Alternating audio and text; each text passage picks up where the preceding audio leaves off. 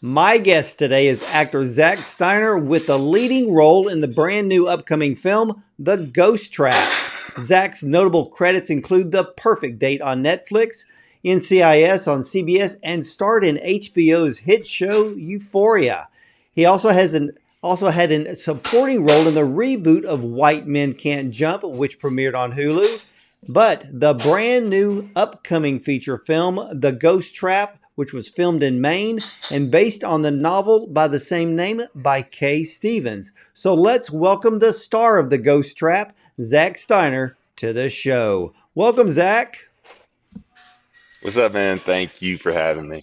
Oh man, it's an absolute honor. I have to say, first of all, I literally loved The Ghost Trap. And tell us what The Ghost Trap is actually about and about your character. Yeah, the Ghost Trap. It's a story about a lobster fisherman whose fiance goes overboard and suffers a really traumatic brain injury. And he's her caretaker for that happened at the beginning of the film, and then it takes place 3 years after the accident, where he's been her caretaker, and he falls in love with another woman, and there's other lobster territorial drama going on and family drama, and so it's a really nice slice of life type of movie. Well, I talked with your director, James Conlarian, and I told him that the casting for this film was absolutely perfect. You as the lead role, of course, Greer Grammer, you have Stephen Ogg, and the list goes on. For you, how did you get cast for the Ghost Trap? Yeah, James and I were pretty good buds. We were tennis friends in Los Angeles, and we still are. But we've been playing for about a year and a half until he brought the script over my way. And he asked if I wanted to read it. I did. And it was, and I pretty much signed on from there. And so the whole process, the whole pre-production process was really fun of the homework that I had to do with the character and the story. So I had a good amount of time working on Jamie and working on the story in itself prior to going up in Rockland and shooting it. Well, for you, you're do you feel maybe a little bit stressed, or is there pressure to be the lead actor and to carry this film? I didn't. Naturally, I feel like I would, but I think that it felt like it was with James, especially. It felt like going into it felt like a very freeing set, a very collaborative project. And I think James being my anchor and James and I having a history prior to going into the film, it kind of let up a lot of stress that I might have had. Well, for your role in the Ghost Trap, how would you compare this role versus some of the other work that you've done? Oh, I think it's incredibly different than most stuff that I've done. I feel that this this was my first project where I maybe wasn't necessarily typecasted, right?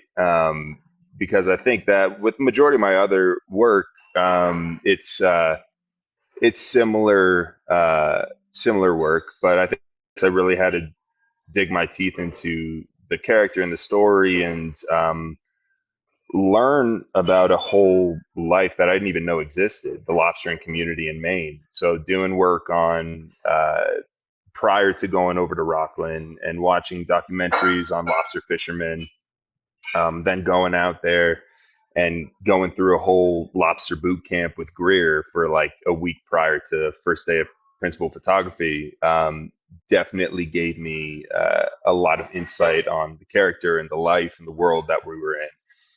So it's to answer your question. I mean, it was a very, very different process and a different character than everything else that I've done before. Yeah, James alluded to something about you because he felt that this role in the Ghost Trap, your role in the Ghost Trap, is brings you much further out, not only to the public, but it helps you to bring out more of your acting skills. Did you feel that maybe some of the earlier roles that you had was basically based on, well, being a pretty boy?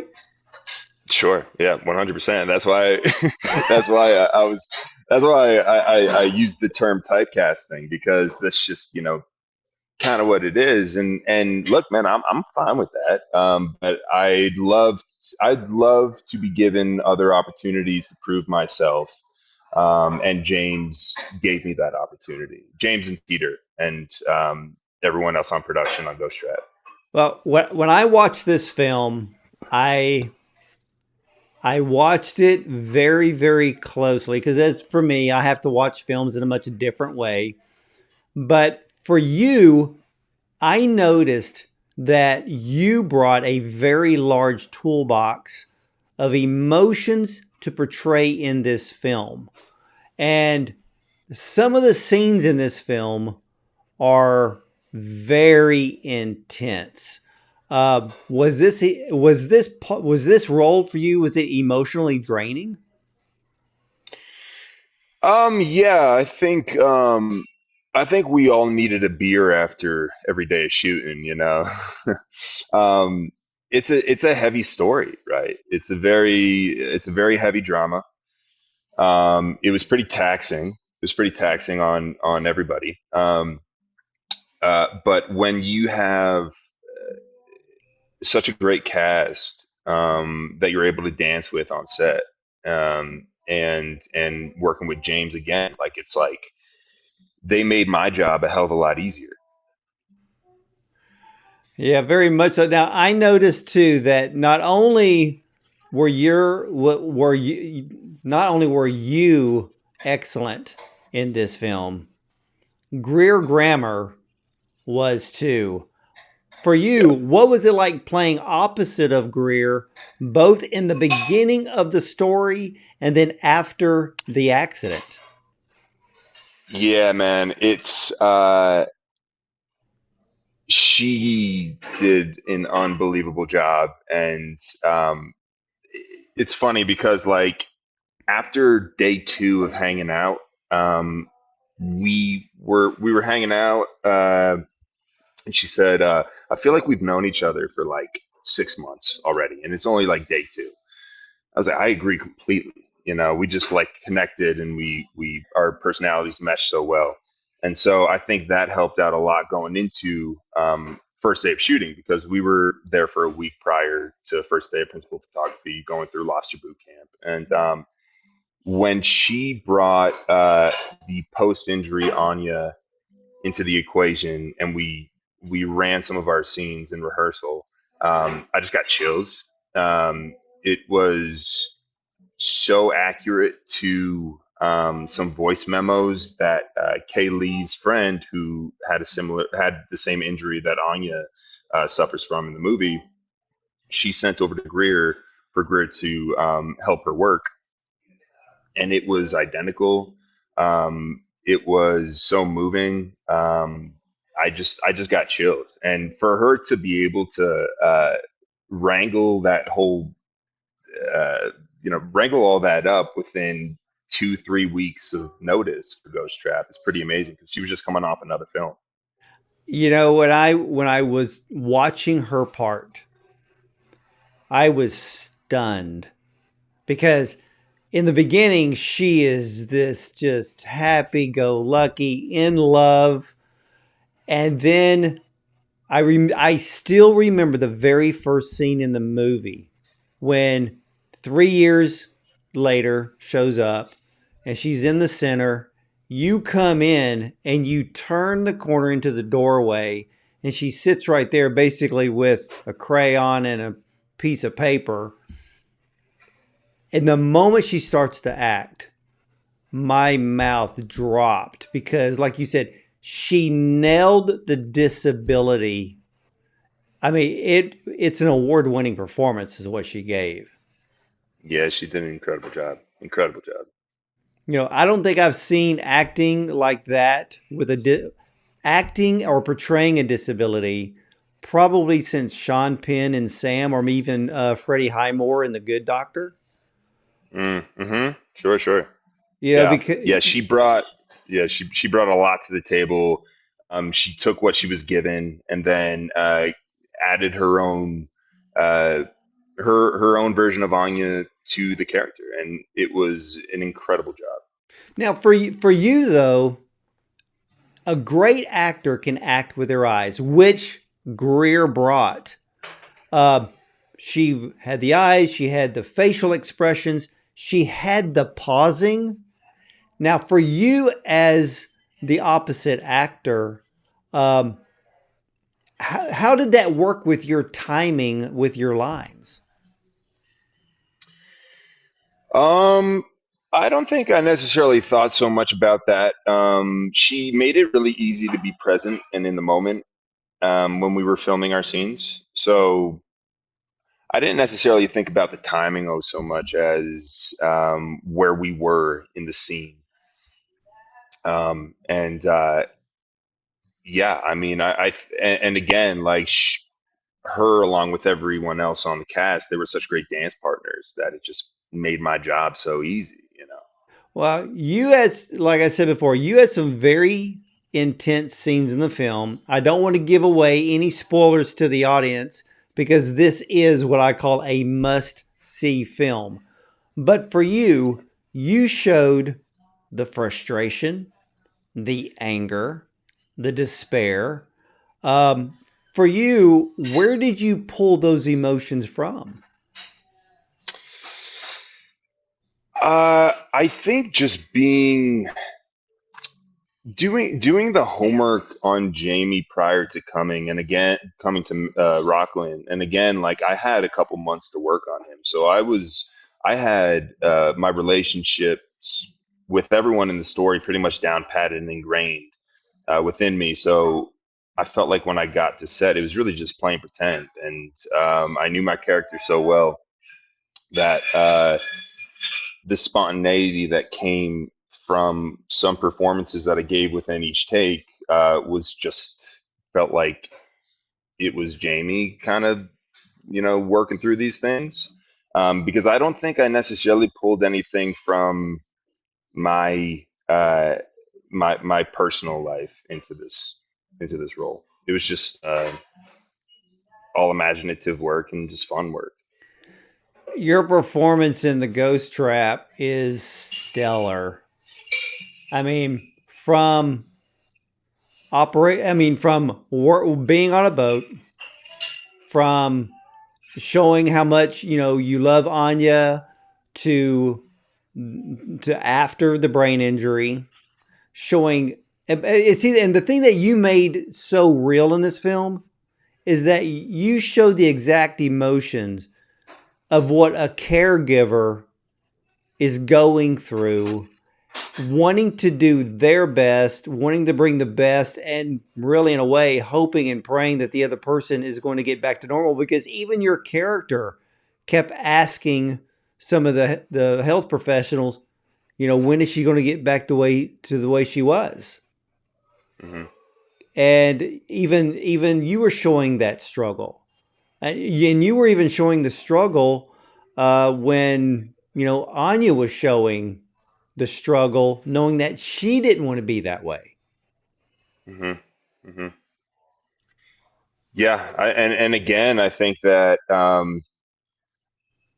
Greer and our relationship was so strong from the get go of from the first week of filming that yeah, I think you put yourself in circumstances with people that you care about and think like if this actually happens to this person, I'm a pretty empathetic person that I would it would kill me to see this happen to somebody, right? Yeah, and James and I talked about a particular scene. We don't really want to give the whole scene away because it's an important part of this film, but there was a scene, a very intense scene that uh, that's in the hospital, Mm, and he knew the first take was great, but he asked you to do it again. Was doing a second take of that scene hard to do? Yeah. Yeah, I know the scene you're talking about. Uh, yeah, because I feel that that was also at the end of the day, and we were all pretty emotionally drained at that point. And so after doing take one, I thought that that was it. I was like, all right, we did it. And when James asked if I could do it again, I was just like, fuck me. Sorry, could I swear on here, by the That's way? okay. We know what a Sorry, beep sorry. is. Bleep it out. Bleep it out. Bleep it out. But I'm happy that we did a second take of it because I felt like I tapped into something deeper in the second take, and I'm really happy that we did that because that's the take that I used. Wow. So for you as an actor, you knew the actual difference between both takes. Yeah, it was. I think maybe take one. It was almost like it's like you're warming up. It's like if you're clocking a sprint, and you're trying to do it in like 5 seconds. The first sprint that you do, you got to warm your muscles up. It's probably going to be slower than the second, third, fourth sprint that you do, and I think that it's similar in this circumstance. As tired as I might have been, I think I warmed myself up, and I knew my beats. I knew the dance that I was doing with Mateus, our DP, and yeah, kind of just like let it loose. When I saw that particular scene, and ladies and gentlemen, you're just going to have to wait when the movie goes to the theater because that's where you need to see it. But when I saw that scene, Zach, it was the very scene that I knew right then and there. The rest of Hollywood needs to get ready for Zach Steiner That's nice, man. Thank you. Thanks. because you are on the same level as anybody out there. I don't care how good they are. I mean, I don't care how many films Leonardo has done. Yeah, you can run with the best. I appreciate that, man. Thank you. Thank you. Thank you. And thank you for all the kind words about the project in itself, too, because I am very excited for people to watch it.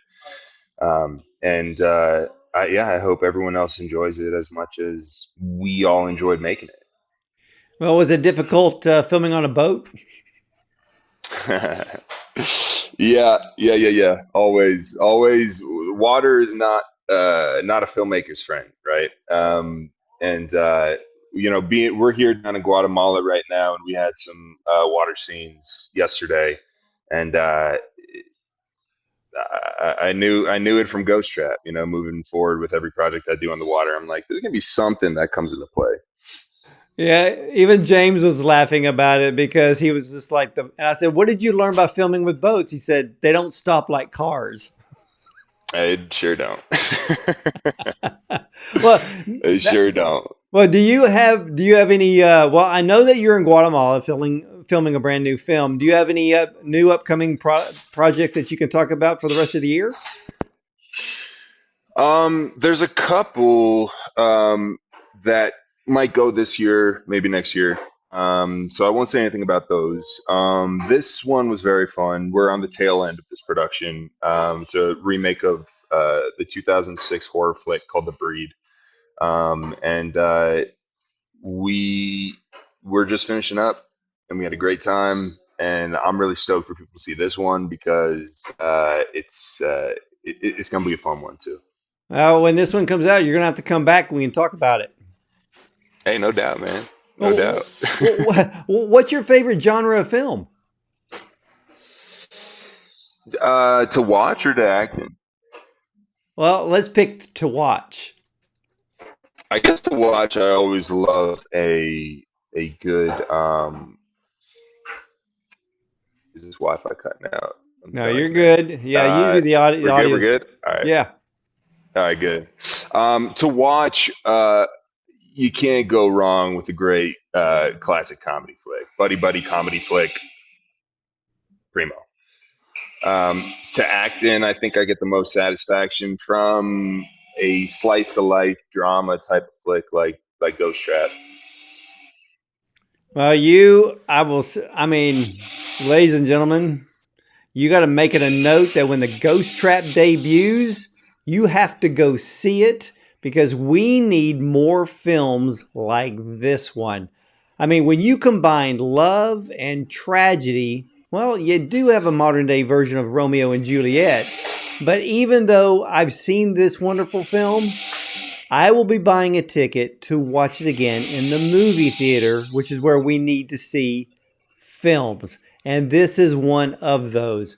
Zach, man, I can tell you one thing. With your performance in the Ghost Trap, your star will just continue to rise. So I would say get ready because I think you're already at superstar status with this one.